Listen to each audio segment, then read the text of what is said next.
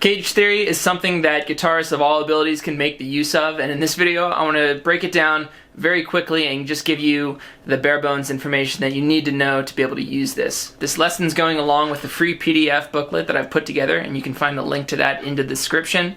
And the whole theory here is that I'm going to explain to you the basis of CAGED theory and give you the tools for self-discovery. That's my whole kind of teaching philosophy. It does a lot better for you in the long run than a lecture would. And it's my hope that the information I give you in this short video will provide you with everything you need to know in order to learn on your own and start using the CAGED theory at home.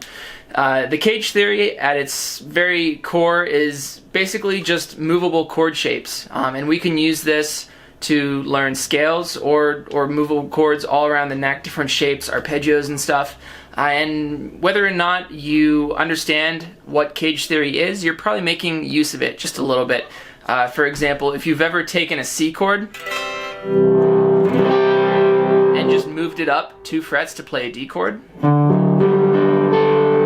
Now we have an open G string in that chord, so it's not quite a D chord anymore, but that's the entire basis behind it. If you even know your first bar chord, which a lot of people know just as root 6 major, meaning that the 6th string is where the root is, root 6, it's a major bar chord. This is what we would call a movable E-shaped chord. The name of the CAGED theory comes from the letters that spell it, C-A-G-E-D, and these are the movable open chords that we can learn on the guitar. That chord is actually just a revoiced, movable E major chord. If you make an E major chord, alright, now what the goal here is going to be to do is to free up your first finger. So let's make that E major chord with our 2nd, 3rd, and 4th fingers.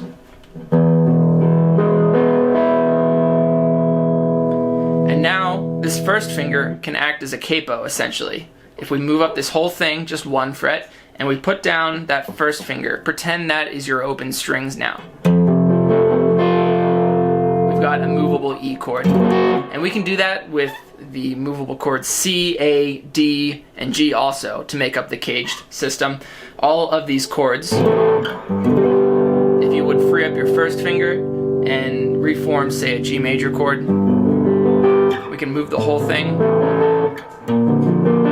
where our first finger is acting as the capo.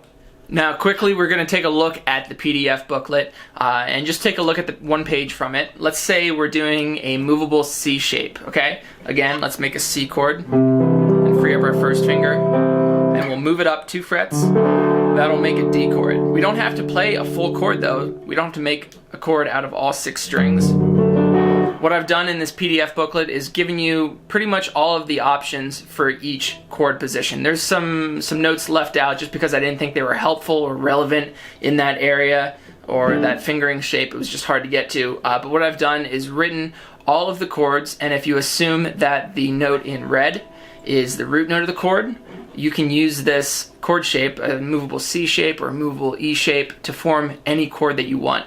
So if we take this movable C shape and we put our pinky note, which is going to cover that red note, on the 5th fret of the A string, which is the D note, we're now making a D major chord.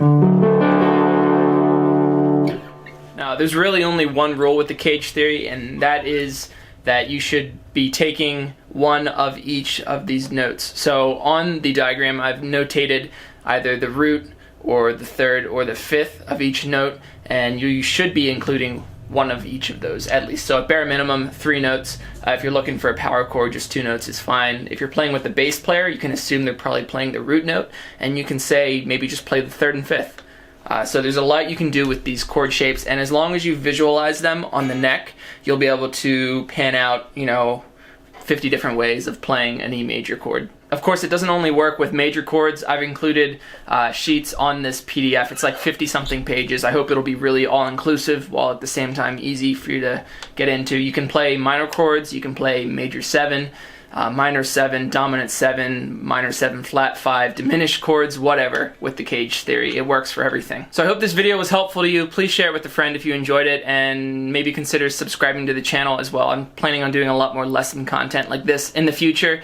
That PDF booklet is yours if you think it'll be helpful. And if you're looking for one-on-one instruction, I'm doing one-on-one Skype lessons through Skype, Zoom, or FaceTime, whatever's convenient for you. And you can check out some more information on my website.